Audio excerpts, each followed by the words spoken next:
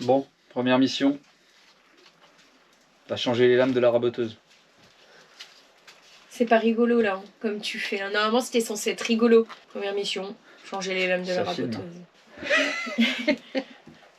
Bon, c'est bon là, moi je suis pas là pour me faire des abonnés. J'en ai rien à foutre. Ah, tu veux parler du lit? On va parler du lit. Non. Tu t'occupes des lames de raboteuse, je vais parler du lit parce Donc, que moi on me dit si vous êtes là pour regarder, bah tant mieux, mais je vais pas faire des chichis. Voilà. Elle est en forme aujourd'hui. Non, c'est pas... Bon, tu t'occupes des lames et moi je vais parler du lit. Ouais. Tu vas savoir faire?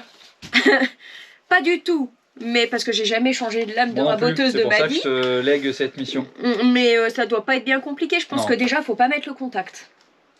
C'est déjà logique. Et après, je l'aviserai. C'est comme tu veux, si tu veux garder. Après, pour l'apéro, des petites tranches de bois, ça peut être pas mal. Bon, on vous lance l'intro et on se retrouve juste après. Salut, nous c'est Olivia et Kevin. Avec nos 3 enfants, on a eu envie de changer quelque chose dans notre vie.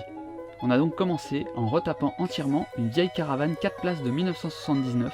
Elle était vraiment en sale état, mais on a relevé le défi. Après 18 mois de travaux pour la transformer en véritable petite maison pour nous 5, on peut enfin en profiter, mais on se rend vite compte que l'espace n'est pas suffisant, alors on a choisi de se lancer dans un nouveau défi de taille.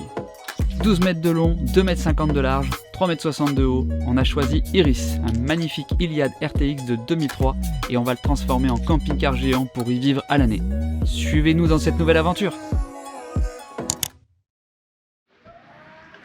Je vois pas du tout comment faire. Mais pas du tout.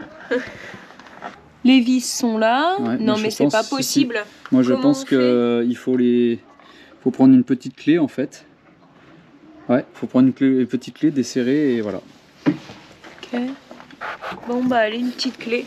C'est tout là-haut les clés. Bonjour et bienvenue dans cette nouvelle vidéo. Alors on va commencer tout de suite par du blabla parce qu'il y en a certains qui aiment que je parle beaucoup dans mes vidéos. Non, je rigole, je taquine.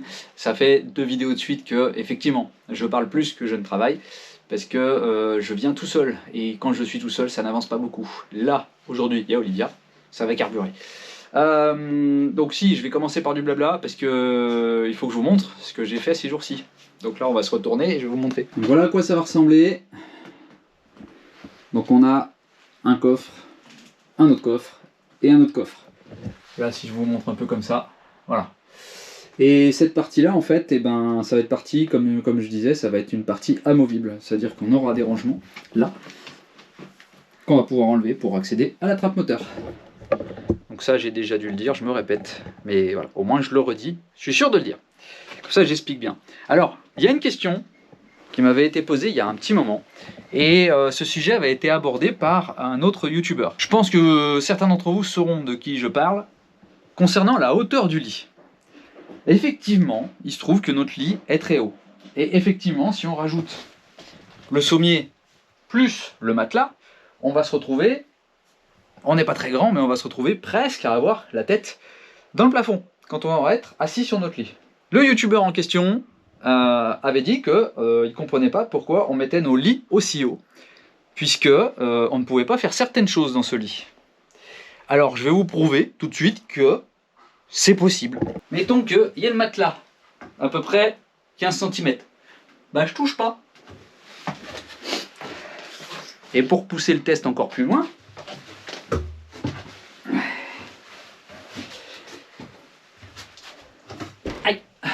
ah, oui. Bon, ok. Donc effectivement, cette personne avait raison, il y a certaines choses qu'on ne pourra pas faire dans notre lit. Mais le principe d'un lit, c'est quoi? C'est d'être allongé. Donc en fait, à partir du moment où vous pouvez dormir dans votre lit, le reste, il y a plein d'endroits où vous pouvez le faire. Être assis, lire un livre, et d'autres choses aussi. Mais bon, ça je le dirai pas à la caméra, je le dirai pas sur YouTube. Bon, trêve de plaisanterie, on va aller voir si Olivia s'en sort avec les lames de la raboteuse qu'on devait changer. Bon alors elle a quoi de spécial cette lame? Elle est foutue. Ah oui, ah, vous voyez pas grand chose mais il y a des beaux impacts là. Là. Non ouais, clairement c'était plus du tout une lame. Ah, j'ai beau passer les doigts dessus, je me coupe même pas.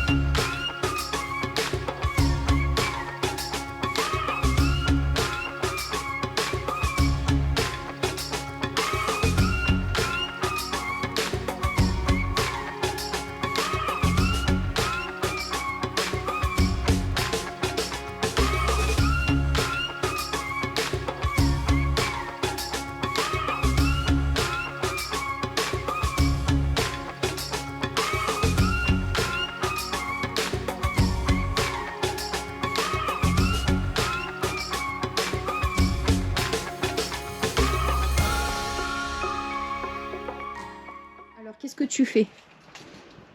On fait un plancher pour mettre le groupe électrogène ici. Au départ je voulais le mettre comme ça, mais ces petites équerres là elles vont nous faire chier. Ces petites équerres où il y avait la caisse à outils d'origine. Alors je les aurais bien virées, sauf que elles sont rivetées et les rivets traversent le plancher. Donc techniquement si je les vire, bah, on va avoir des trous dans le plancher. Et comme les trous c'est ce qu'on veut pas dans notre bus, voilà, donc on va faire un plancher par dessus qui va faire je pense qu'un plancher de 2 cm. L'idée c'est de mettre le chinasto, donc le chauffage au dessus, provisoirement bien sûr, parce que ici on a l'aérotherme là, donc en fait ça je vais le démonter et ça va donner dans le couloir central. Donc pendant les travaux on pourra chauffer un petit peu le fessier. Non, parce que toute la semaine là il fait meilleur, là il fait 7-9 degrés en gros, mais la semaine quand il faisait -2 à l'intérieur il faisait frais quand même, sans chauffer ça fait frais, donc pour bosser c'est pas top. Donc on va mettre un peu de chauffage et l'idée c'est de le tester aussi le machin là-bas. Donc on va le mettre, donc on va mettre un plancher, on va mettre le groupe électrogène, on va mettre une plaque comme une étagère et on va mettre le chauffage ici provisoirement. Je le dis, je le répète, hein, mais ces chauffages là sont pas homologués. Après faites ce que vous voulez, hein. Comme j'ai dit dans la dernière vidéo, pour la plaque de gaz, pour tout, en fait il y a des normes, vous les respectez pas mon problème. Non mais c'est vrai, il faut le dire, il y a des normes. Moi il y a des trucs que j'ai respectés et puis il y a des trucs que il y a des personnes qui mettent et puis qui passent pas. C'est pas mon problème, moi je m'en fous, chacun fait ce qu'il veut. Donc ça c'est un chauffage qu'on va utiliser pour les travaux. 8 kW. Oui, l'installation elle est...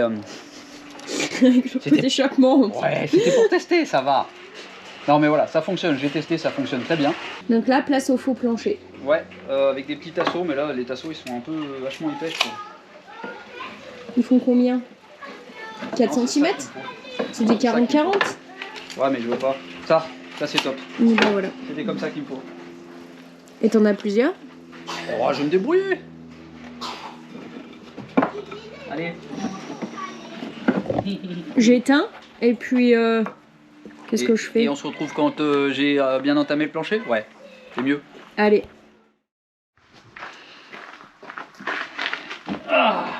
Bon. Je remets pas tout de suite la plaque ici. Parce que ça va me faire chier pour démonter là, pour brancher et tout. Donc je vais la mettre plus tard. Et ça je sais pas ce que c'est. Je regarde sur la notice à quoi ça correspond. Pour l'instant j'y touche pas. C'est comme tout le reste des câblages. Ce que je sais pas, j'y démonte pas. Alors là on avait l'emplacement de l'ancien aspirateur qui est juste là, qu'on voit pas, mais gros bidon aspirateur. On s'en fout, on le vire, de toute façon il sert à rien. Mais l'avantage c'est qu'on a l'arrivée 24 volts ici et ici. Donc c'est cool si on veut brancher un chauffage. Voilà. Donc là ce que je vais faire, c'est démonter cette plaque là, accéder à l'aérotherme. On va mettre en place le groupe électrogène, faire prendre nos mesures pour faire notre étagère en gros. Et plus tard je viendrai faire un tiroir coulissant pour le groupe électrogène. Parce que on dirait pas comme ça mais il pèse un peu. Hein. On va le mettre en place. Il me manque. Oui bah là c'est ce que je fais là. Là le cul de Kevin. Voilà, c'est de faire un tiroir, clac. Donc là il n'y a pas la tôle, hein, mais celle-là, là, ça se trouve on la remettra peut-être même pas. Mais vaut mieux la remettre parce que ça permet d'éviter de mettre des trucs, de ranger des trucs qui puissent empêcher la fermeture et que ça vous pète la fermeture quoi. Donc voilà, l'idée c'est d'avoir un truc, un coffre, là qu'on tire comme ça, avec des grosses glissières. Mais ça on verra plus tard. Là je pense qu'on va faire une étagère. Je sais pas comment on va la faire, on va la faire par là. On verra, je vais voir comment je m'y prends. Mais voilà ce que ça va donner. Magnifique, hein, il est beau. Hein. Vous connaissez mon groupe électrogène, il est beau. Hein. Allez, maintenant il faut l'enlever. Allez, viens là mon petit.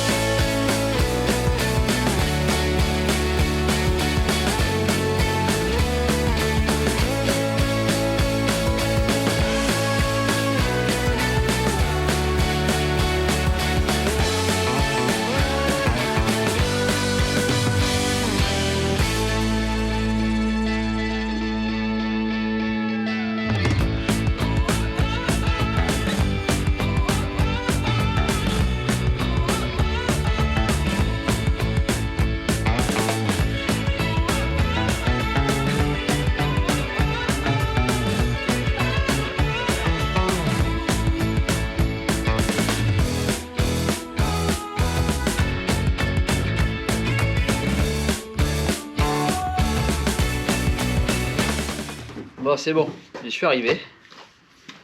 Tiens. Ah, une petite pâte de fruits. Tiens. Oh, on a encore une pâte de fruits. C'est bon, j'ai pas de fruits. Bon, alors, c'est bon, la porte va pas me tomber dessus. Maintenant, il faut que je sorte tout le système là-haut.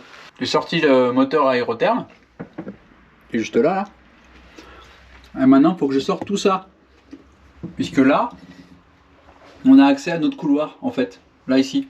Donc l'idée, c'est de mettre le chauffage là. Et que le tuyau, il passe par ici. Et que l'air pulsé, hop, il rentre par le couloir là. Donc ça, faut virer le petit radiateur. Faut défaire les tuyaux, tout ça, tout ça, tout ça. Et ça va être marrant. Je vais peut-être pas vous le filmer. Parce que déjà, j'ai pas beaucoup de place. Comme ça peut se voir. Donc, je vous reprends quand j'aurai fini. Allez. Et on est de retour. J'ai tout démonté. Vous voyez rien? Normal, j'ai pas mis la lampe. Voilà, j'ai réussi à tout virer. Là aussi, alors pas les tuyaux là, j'arrive pas à les enlever. Je pense qu'il faut que j'aille de l'autre côté. Mais j'ai pas envie. Bon, j'ai tout retiré, sauf que j'ai encore fait le boulet. Je pensais me repiquer sur l'alimentation qui est ici, qui alimentait l'aspirateur d'origine. Sauf que, oui, c'est du 24 volts. Voilà. Je pensais naïvement que le chauffage que j'ai reçu faisait aussi 24 volts. Donc il y a certains appareils comme la caméra de recul. Vous vous souvenez, je vous avais fait une petite vidéo sur une caméra de recul que j'avais reçue, HalloView, qui était compatible de 10 à 30 volts. Donc en fait, elle pouvait très bien s'adapter sur un véhicule 12 ou un véhicule 24 volts. Je pensais naïvement que ce chauffage-là que j'ai reçu fonctionnait au 24 volts. Donc en fait, je pensais me repiquer là-dessus. Sauf que non. J'ai regardé bien comme il faut la description du produit et c'est 12 volts celui-ci. Bon, c'est pas grave. Du coup, j'ai quand même mis en place ici cette soute. J'ai quand même démonté ce que j'avais à démonter parce qu'il fallait que je le démonte dans tous les cas.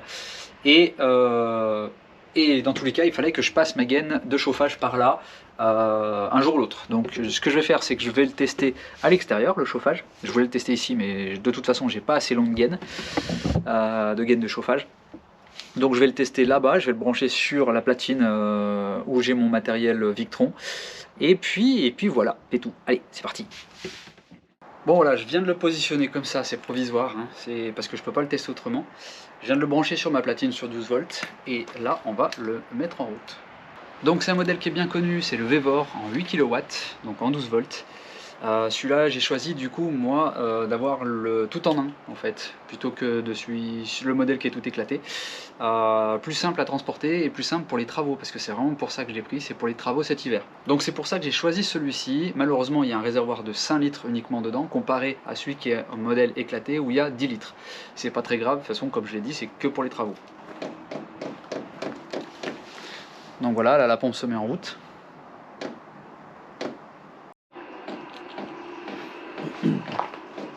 Voilà, ça réchauffe? Ouais. Ça dit bien? On est dehors, mais on est bien. Après, il fait pas très froid dehors. Là. Non. On a de la chance, on est dans une semaine où il fait un peu meilleur. On a du redoux. Mais ça va pas durer. Bon. Allez, je te laisse la place. Ouais. Je vais l'éteindre. Bon, de toute façon, je vous apprends rien. C'est des modèles que vous connaissez bien. Comme je l'ai dit, j'ai choisi ce modèle vraiment parce qu'il est transportable. On peut le mettre un peu partout. C'est le but justement pour les travaux. Donc là, bien sûr, je l'ai mis ici en test. Je vais le mettre soit dans cette soute là, soit dans la soute derrière, là où j'ai accès aux aérothermes, puisque je vais faire passer ce tuyau là, quand j'aurai acheté un tuyau un peu plus long, par les conduits d'aérothermes d'origine. Voilà, juste pour les travaux, je le répète. Bon, en tout cas, ce qui est sûr, c'est qu'il est plus puissant que celui de la caravane. Celui de la caravane, on est sur du 5 kW, là on est sur du 8 kW. On n'est clairement pas sur la même bécane. Et en même temps, on a de la surface. Bon, c'est bon, il s'est éteint. Beaucoup moins de bruit, c'est mieux. Côté installation, c'est vraiment pas quelque chose de compliqué. Quand vous le recevez, il est déjà de toute façon tout monté à l'intérieur, donc vous n'avez pas les branchements de la pompe à faire, vous n'avez pas le réservoir à installer comme sur le modèle éclaté, donc il y a beaucoup moins de manipulation à faire. Côté durite, le point faible qu'il y avait sur certains Shinasto d'avant, un petit rototo. Le modèle a été revu, donc c'est plus la même durite qui est un peu poreuse, enfin qui devient poreuse au bout d'un moment. Comme tous les autres modèles, il est livré avec la petite télécommande. J'ai pas pris l'option avec le téléphone, donc je sais qu'il y a certains modèles avec l'option, l'application, on peut le contrôler par téléphone. Et ben j'ai pas choisi celui-ci parce que je voulais vraiment quelque chose de le plus simple possible qui fonctionne comme celui que j'ai dans la caravane. Donc le même modèle que celui-là, j'ai juste la puissance au-dessus en 8 kW. Donc au niveau de l'installation, vous avez juste votre aspiration d'air, votre admission d'air à brancher. Vous avez juste votre échappement à brancher, mettre votre tuyau, le brancher en alimentation électrique forcément, et c'est tout. Vous n'avez pas ce fameux problème de l'inclinaison de la pompe à gasoil, vous n'avez pas tout ça. Vous n'avez pas tous ces inconvénients et c'est pour ça que celui-là il est vraiment cool, ce modèle tout en un. Donc j'en suis assez content et puis ça nous fera le temps des travaux et c'est déjà pas mal. Bon sinon pour revenir à notre éclairage qui est pas droit, bah en fait c'est pas si choquant que ça. Par contre celui-là... Oh, je suis immaculé. Ah Olivia? Oui. Oui. Mais non, je t'ai dit que ça choquait pas. Par contre, je veux vraiment la pelle. On va faire. Elle est où la pelle? Tu veux enterrer qui? Ah, pour ramasser les copeaux. Ouais, on a mis un merdier. Bon, bah du coup, c'est vrai qu'aujourd'hui on n'a pas énormément avancé visuellement, c'est pas des grosses avancées. Mais on a quand même pu raboter ce qu'on avait à raboter depuis un petit moment. Olivia m'a raboté combien? 1, 2, 3, 4, 5, 6, 7. 7 planches. Avec elle, on peut pas faire grand chose. Bon, c'est déjà pas mal, au moins on en a une. Donc, on va pouvoir faire au moins 2 tours de fenêtre avec ça. Donc je pense que, on va voir, on va peut-être prendre quelques mesures, on va peut-être les faire, on va commencer à les faire maintenant, je sais pas. Ouais, parce que hein là, Allez, on va commencer les contours de fenêtre. C'est parti.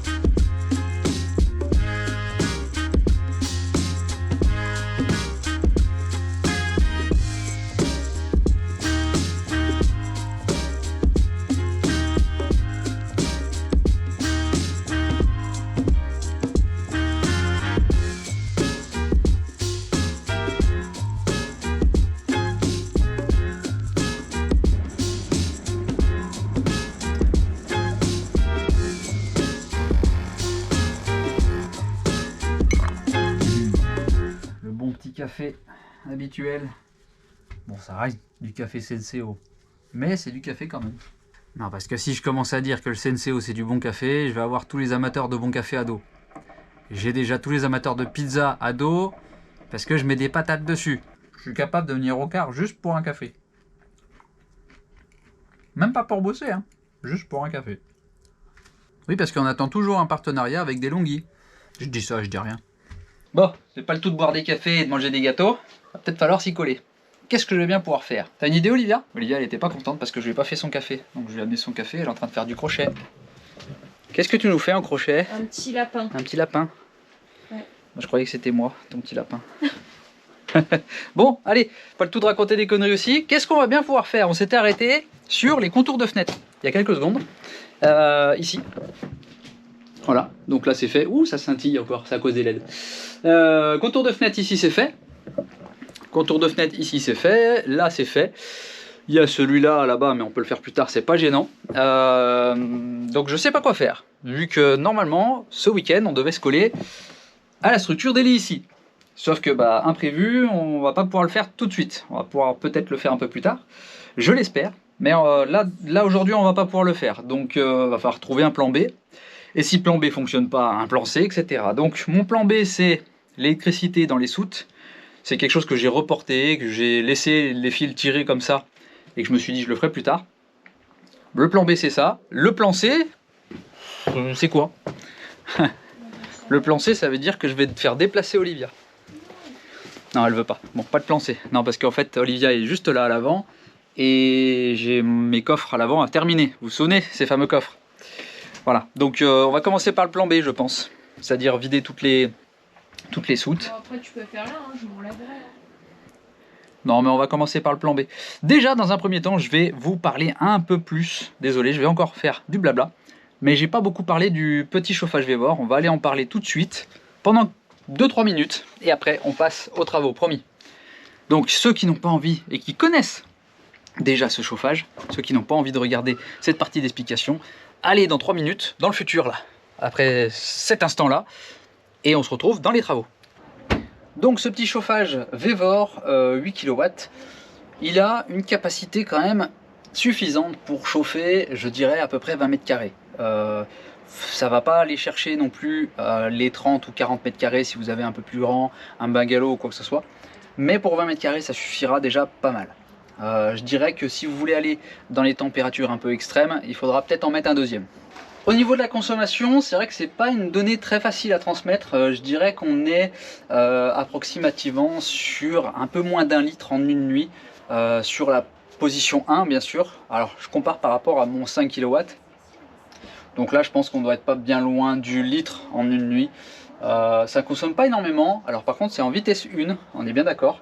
Si vous voulez mettre sur la vitesse 6, là il va chauffer énormément et il va consommer forcément un peu plus. Donc pour les points positifs que je donnerais à ce modèle là, je dirais qu'il est vachement compact déjà, on peut l'emmener un peu partout grâce à sa poignée. Et ça c'est ce qui me manquait sur l'autre en fait, sur celui qu'on avait, c'est de ne pas pouvoir le déplacer, le mettre où on veut et s'en servir à autre chose. Et là c'est chose faite avec celui-ci, on peut le déplacer, on peut le mettre un peu où on veut et ça c'est top. Malgré ces 5 litres de réservoir, vraiment c'est pas si handicapant que ça. Autre point positif, on est sur une commande qui est quand même différente des anciennes. On peut pas non plus rentrer dans les paramètres pour tout ce qui est l'altitude, pour ce qui est de changer la fréquence, pour une meilleure combustion et tout ça. Mais en gros, pour un peu moins de 100 €, on a quelque chose qui est quand même pas trop mal. C'est un bon rapport qualité-prix. Alors par contre, du côté des points négatifs, alors je vais parler de celui que j'ai reçu là. Donc dans ce pack là, je dirais que c'est dommage d'avoir que ce morceau là de conduite d'air.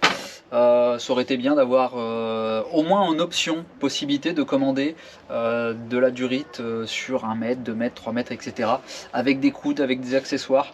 Donc c'est un des points négatifs. Deuxième point négatif, je dirais que malheureusement, comme tous les modèles Vévor, on n'a pas de notice en français. Donc ça, on arrive un peu à se débrouiller. Il y a un groupe Facebook, il y a pas mal de forums, il y a pas mal d'informations sur Google qu'on trouve assez facilement pour nous aider à le mettre en route, à détecter les pannes aussi, puisqu'on a des codes erreurs. Donc vraiment, toutes ces infos-là, vous les avez un peu de partout. Et même si vous avez du mal à le mettre en place, que ce soit ce modèle-là ou le modèle éclaté, vous allez forcément y arriver à trouver les bonnes infos. Moi, c'est ce que j'ai fait avec la caravane. Le petit 5 kW que j'ai installé dedans, je ne savais pas l'installer. Et au final, grâce à toutes les infos que j'ai trouvées, j'ai réussi à l'installer en même pas 3 heures. Donc voilà les petites infos sur ce modèle qui est compact, qui est franchement pas mal pour le moment. J'espère qu'il va me chauffer au moins tout l'hiver pendant les travaux. Et puis on verra après si on en aura l'utilité ou pas. Je pense que je vais quand même le garder en chauffage d'appoint. Si un jour mon chauffage que j'aurai installé sur le car tombe en rade, au moins j'aurai ce petit chauffage là. Au cas où, vraiment je pense que je vais garder ce petit truc en secours. Ça peut être une bonne chose. Je vous mettrai juste en dessous de cette vidéo le lien direct pour aller regarder un petit peu ce modèle là. Je vous mettrai également le code de réduction en dessous dans la description. Code de réduction qui est valable sur tout le site Vévor bien entendu. Et puis voilà, on a fait le tour. Maintenant on va parler des travaux. Je sais toujours pas ce que je vais faire. Plan B ou plan C? Bon bah du coup ce sera plan D. Ce sera ni le plan B ni le plan C, ce sera le plan D. D comme décoration. Voilà, j'ai rien trouvé d'autre à faire parce qu'on est arrêté sur plein de points. On n'a pas la machine qu'il faut pour découper nos gros chevrons en deux. On n'a rien de ce qu'il faudrait pour avancer sur les gros chantiers. La soute en fait au final c'est pas une bonne idée, donc je vais pas y faire tout de suite, ça sert à rien. Je vais me pencher sur le petit bout de mur là que je voulais faire un petit test. Donc avec ces petits bouts de bois là, je sais même plus où c'est qu'ils sont. Voilà, ceux-là, c'est de la récup, c'est les anciennes étagères qu'on avait. Donc on va tout simplement les adapter, on va trouver. Allez, parti. Donc voilà, je suis parti sur une petite déco à 45 degrés, voilà, avec une petite découpe. Et je voulais faire des petites montagnes là, petit design, un petit truc assez joli. Bon, ça prend un peu de temps, il faut pas vouloir aller trop vite parce que sinon on fait des conneries comme moi j'ai fait là-haut là. Bon, je vais rattraper ça. Et puis après, il faudra continuer dans les escaliers. Donc la partie en dessous, il n'y a encore rien, c'est nu, c'est à même la ferraille. Donc il faudra que je redécoupe une plaque d'OSB, que je la visse et que je la colle. Voilà. Qu'on la peigne en vert et que je continue mon petit design comme ça là. Je trouve que c'est assez joli. Vous en pensez quoi? C'est joli ou pas? Moi j'aime bien. Olivia, t'en penses quoi? C'est très beau. Elle dit que c'est très beau. Bon, du coup je pense qu'on va se quitter là-dessus. J'espère dans la prochaine vidéo qu'on aura attaqué les structures des lits superposés à l'arrière parce que ça fait 2 semaines qu'on attend. Donc on va tout faire pour commencer cette structure normalement demain pour nous. Et ce sera pour vous dans la prochaine vidéo, on espère, on croise les doigts. Allez, portez-vous bien et en attendant, à plus tard dans le cas.